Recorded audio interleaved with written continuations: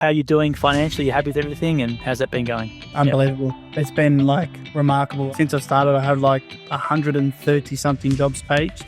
I think I've converted probably 110, and I think about 80 call me when they need, and I think about 40 are regular. Do you think you could have done it by yourself, or do you think you're just a lot easier doing it this model? This model. Social media is powerful, and I learned that quickly.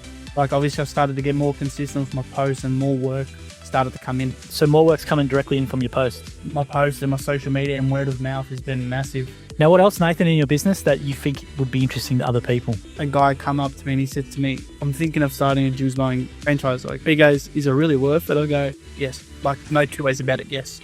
Do it. You have freedom, number one, and two, you're your own boss. And I found from me when I left my job to start this, a lot of happiness came back. I love what you said then when you said, you didn't say money, you said freedom first. And I think that's a big one, be your own boss. I think that's the thing where there's massive job layoffs now with AI. Amazon sacked 12,000 workers, for example, and it's just going to keep happening with companies, right? So what can you actually do when you're in control? I think this is the way to go. So welcome to the Jim's Mowing Jim's Career podcast. I'm joined again by Nathan. Now, Nathan's already been on the podcast. I think, when did you come on? Was it 2 weeks into your journey? Was it 4? Yeah. 2 weeks. 2 weeks after training, and you're out in the field, and your dad's Ettoro's been a franchisee for 27, 28 years now. So hopefully we can get him on the podcast one day, but I don't know if he will. But you wanted to jump back on. So you've reached out to me. I haven't reached out to you, which has been great. And you wanted to just sort of share with how you've been going. So how's everything been going, Nathan? Been crazy. Yeah. Everything, from when we spoke last time to now, it's been absolutely ridiculous. Now, you've obviously had the spring period, so I don't know if I think we might have talked during winter or something like that. So talk about the reality of being a Jim's Mowing franchisee in spring. You hear everyone else talk about it, and it definitely lives up to the hype. And when you say that, it's just flat out of leads or just work? What's the go? You could have one day in spring, you get 2 leads, and you could have one day in spring, you get 8 leads. I think the most I've had this spring period, and I'm sure it's still going to get more busy, I think the most I've had in a day was 12. It's just chaos. How do you manage it all? Phone calls after phone calls, and gratefully the people that the jobs have been paged to me, the people are understanding, and they understand when you can get there, you can get there. Now, this is a real dumb question from my perspective. I'm going to ask it anyway. So you're working in the field, you get 12 leads in a day, right? What's your process? You stop, you obviously call them, you text them if you can't get onto them, and then it's just a matter of how do you document it? I've got to be at this place at this time. How do you actually do that? I just do diary. I use my diary, and I try to depending where the leads are coming in from, I tend to try just group them up by suburbs. Say on a Wednesday, I'm in Brunswick and I get paged 3 jobs in Brunswick. I'll go past then and there, even if it means getting home 7:30, 8 o'clock. Or if I'm in Burnside, and I'll just group them up by suburbs. Now, when you do that, you say to the customer, I'm going to get by and give you a quote. So you're just looking at the job, giving them an email quote, or you do the quote in the mailbox. How do you do it in your business? I do the quote verbally. Then if they do accept the quote, then I'll send them something. I'll send them a written quote just to confirm that everything that we've discussed, to make sure that we're all on the same page. Now, that can be very tiring if you're doing 12, and then you've got the next day, which comes. So how have you been managing it all? Just time management, just been spacing them out. I've tried to avoid being burnt out, obviously, spacing them out over time. And, I quote them and I might say, all right, my next availability will be next week, or my next availability is tomorrow. If I get someone cancel, I can say, I'll ring them up and say, look, I'm in the area. I've had someone cancel. Would you mind if I come now? And you're managing that with what software? How are you doing that? Jim's Online and Jim's Jobs. Jim's Jobs, cool. And you find that okay? Yeah. Took us a bit to get used to, but now we're onto it. That's good. And how does your schedule look like in spring? Are you banging out, was it 10 type of jobs a day, or what do you do? For some reason, I went through a period where I got big jobs. I went through a period, it was 5 or 6 landscaping jobs back to back. I think I did 5 days straight of laying grass. And I remember saying to my dad, I want to go back mowing grass now. But no, that was good. It was a snowball effect. Obviously, going into spring, people obviously seen that their gardens need revamping, and they were like, why not? And when you say revamping, what does that mean when a customer says there's a bit of soft landscaping, mulch? What are you doing for them? For some reason, we got a lot of turf jobs. So, get rid of the old turf, scrape the old turf away, install the new turf, and, a bit of mulching, bit of planting of trees. Now, when you say returf, is that because people have neglected their grass? Because I've definitely done that. I need a returf. I think people just want to, obviously I found there was a period of people were selling their houses a lot, and they all wanted, obviously, to gain the appeal of my grass, and my house stands out from the rest. So gratefully those people trusted in me to get the job done for them. That's a new thing I've seen franchisees do. I know franchisees would have done it, but I've never seen it really promoted online. But I think, yeah, getting your house ready for sale, having, that garden really made up, if you've got an auction especially or something like that, can actually add value probably to your final sale price. 100%. Yeah. Now, with your business itself, how are you doing financially? You happy with everything? And how's that been going? Unbelievable. Yep. It's been like remarkable. I was just looking at it before, actually, since I started, I have like 130 something jobs paged. Yep. Wow. I think I've converted probably 110, and I think about 80 call me when they need, and I think about 40 are regular. Wow. That's great. And with your business now, so as you said, you got 40 regs now, or how's your business looking? Good. But there's about 35 to 40 regular customers, which is keeping me happy. Like, they'll call me and say, Nathan, I need you to come past, cut some trees, cut my grass, and no worries, I'll get there. And they understand that at this time of the year is busy for everyone, so they understand when I can get there, I'll get there. And what's the challenges been so far doing your business? This weather. The weather? Is that just been because it's just so unpredictable, or what's it been? I worked today. I went out today thinking it was going to be all right. Then I started the job. Then it decided to hail. Then the sun came out. Then I started questioning, should I go back? Then I kept driving and it started hailing again. So I don't know, just the weather in this time of the year has been a bit of a challenge, but obviously it's only going to get better. And now it's only going to get busier going to the Christmas period where people, start hosting Christmas and events at their house, and they're going to want their gardens cleaned up. Well, that's the thing. The lead up to Christmas is going to be mad because it's you guys will probably get booked out pretty soon, I'd imagine, up to Christmas with garden cleanups and everyone wanting things done. Yeah, so like I was looking at my diary before that next week, the remainder of this week I'm booked out, and next week as well. That's great. And physically, how are you going with everything? Good. I've had those days where you come home sore and tired, but I'll just look at the end of the day. I don't have to wake up and report to a boss. Yep. If I want to start work at 8:30, I can start work at 8:30. Like, there's no time where I have to be out there and doing things. That's the best thing about it. It's a bit of pain for that. Remember when we spoke last time, you mentioned about that freedom from that sort of thing with your previous employer, now doing that. But yeah, a bit of pain for that. If freedom is worth it. I'll take it every day of the week. Yeah. And you look a lot trimmer as well. I know everyone said that I've lost a lot of weight, so you must be doing something, right? I think doing a Jim's Mowing franchise sometimes the best diet for people. You get paid good money, and you get fit at the same time. So yeah. How much do you reckon you've lost? Because I reckon you've lost 10 kilos. I don't know. I haven't even weighed myself. I'm too scared to weigh myself. Well, I'm thinking that's our previous video. I can. There's definitely. Yeah, I don't never know. I've actually got to weigh myself because it's physical work. People don't understand. It's physical. So the best thing is just being by yourself and doing your own work. And how do you enjoy the actual work now? How do you enjoy it? What do you love about it? Is it just the physical nature? Is it you just like being outside? What do you like about doing the work? I've always been an outside type of guy. Yep. But at the end of the day, I keep at the back of my head when sometimes things get tough and you start to get fatigued and tired and stressed out. You're doing it for you. You're not filling up someone else's pockets to make them happy. You're doing it for yourself. And that's the thing that pulls you back, I guess, from if you're wondering if this is a bit sore or whatever. You have that in the back of your head. Exactly. Yeah.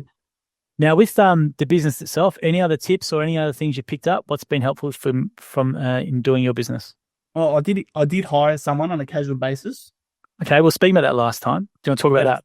I feel like that was a massive win for me and my business, because obviously being able to hire someone, you've got the work coming in. And how it's obviously scary. It's your first employee you probably hired. So how was that whole process? That was good. It was through a friend of a friend. He's actually just finishing up in year 11 doing his exams at the moment. So I spoke to him before. He goes, well, when I'm finished, I'll come back to work. When I need him on a weekend or he's got a day off school, he's first to ring me, and it's a massive help. So that's the best thing about it.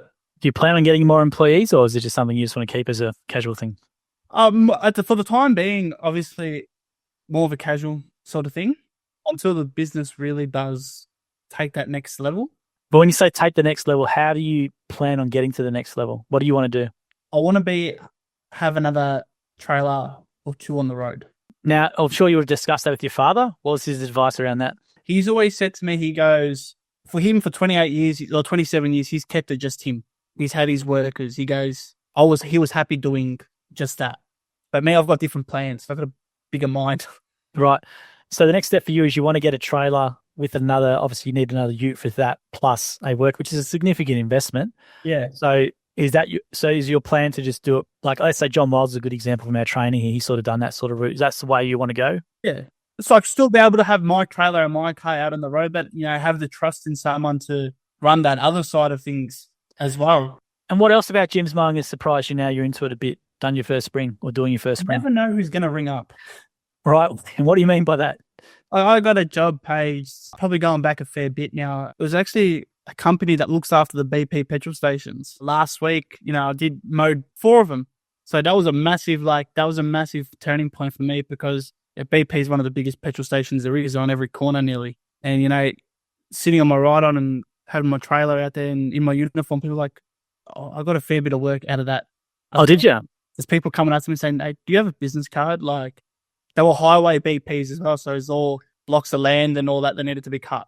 That's a good point because that brand BP or whoever works for BP, they're not going to, no offense to independents, but they're not going to look up, Bob's Mowing with 1 5-star Google review. They're going to look up Jim's Mowing, right? And that's the power of the brand, is that they're going to be way more inclined to trust us than a lot of body corps. As you said, a lot of big brands who have multi-sites use franchisees like yourself all the time.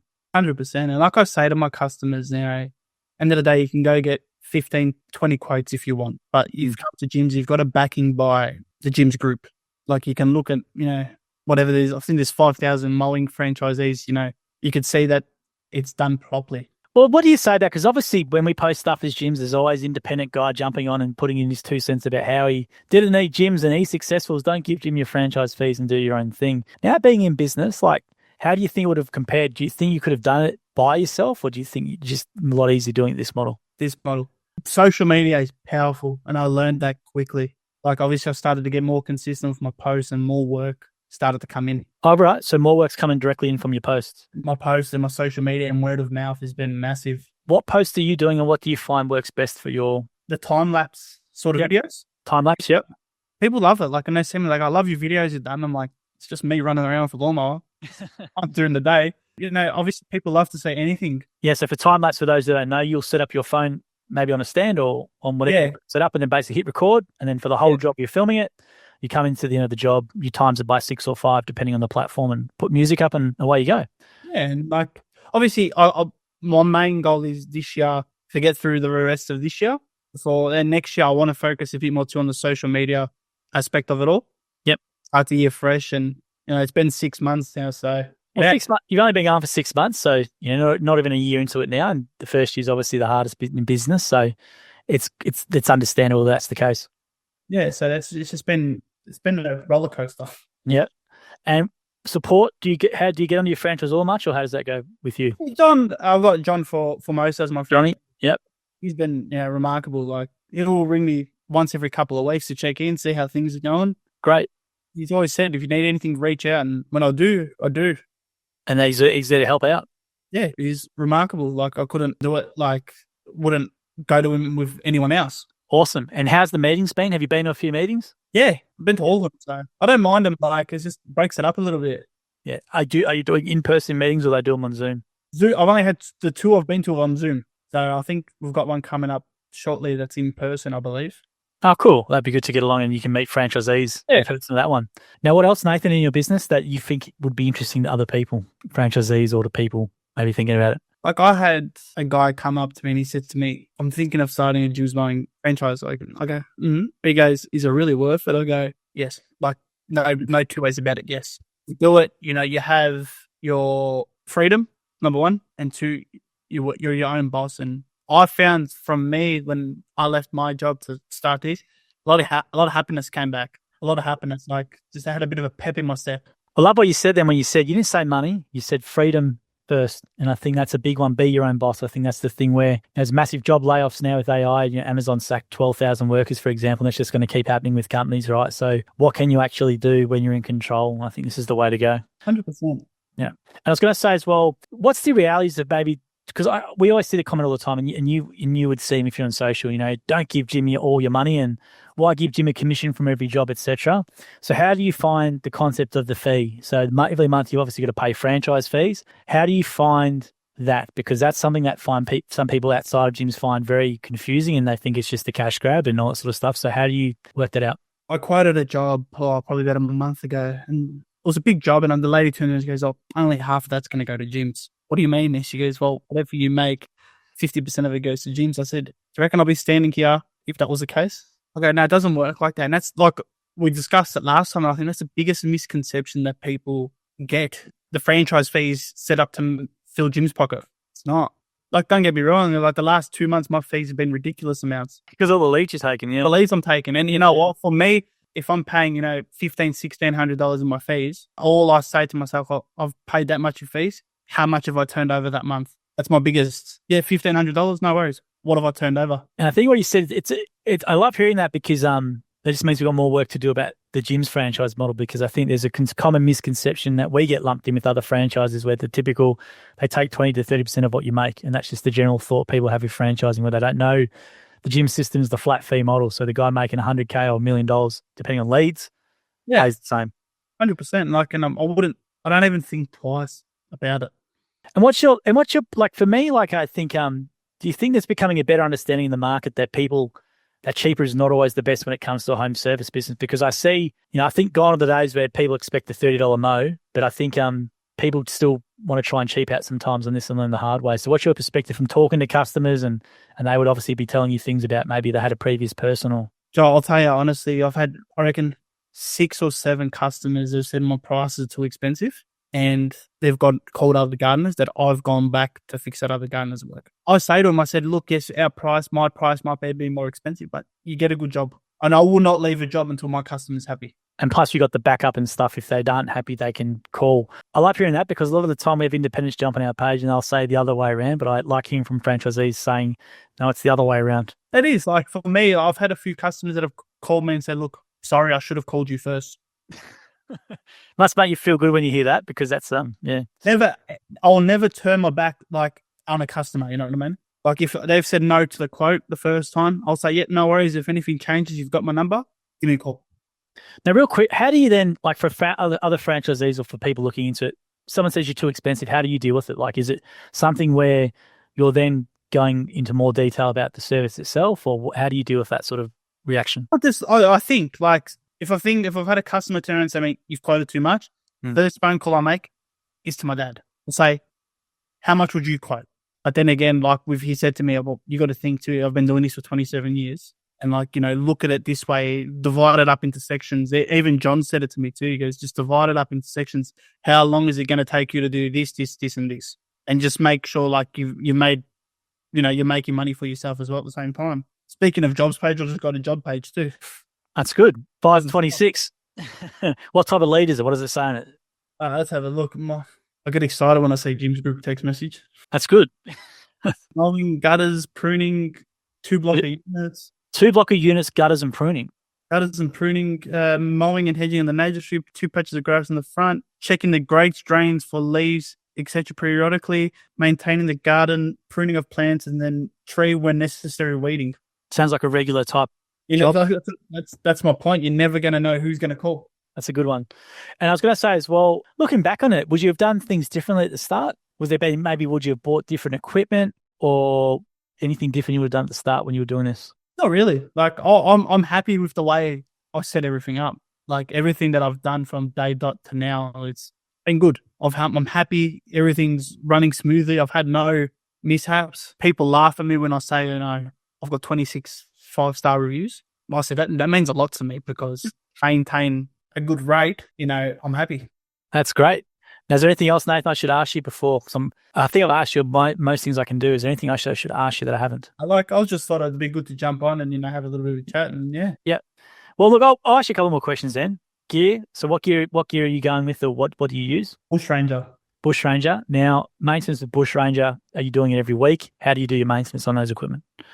I tend to do my maintenance on my Bush Ranger once a month. I found a good mower shop that do look after me when I need stuff changed. So hats off to them, because I've actually got my whippersnipper sitting there at the moment. But yeah, once a month is probably, even on a rainier day, like when I really can't do much, pull my lawnmower out, have a look, make sure everything's all good, blower, clean out the filters. Yeah. With your business at the moment, are you just at a point where are you just taking everything still in terms of leads, or are you be more selective now in terms of how far you're going or the types of jobs you're doing, or what are you doing with your business in terms of building it? I'll take everything. Take everything? Yep. take But it. Yep. I say it as I'll take everything because if it doesn't come to me, it's going to go to someone else. That's true. It will. Absolutely. I want to, obviously get my name out there as much as I can. And, I've traveled far for a job before and I don't mind because I know it's a risk for reward. Now, you mentioned social media before. What else are you doing from a marketing perspective? You said business cards, obviously, you carry with you. People come up to you and you give them. Anything else from a local area marketing that you've been doing, or have you been marketing? If I've got a Bunnings or anything to do with work, Bunny Gym stop. And do you find people come up to you and ask you for a card doing that? Yeah. They do. Yeah. I'll sometimes walk up and down the mower aisle at Bunnings. Right. And I'll always carry business cards in my pocket. Yep. Some guy turned around and goes to me, I got to spend all this money on a mower. It's called Jim's Mowing.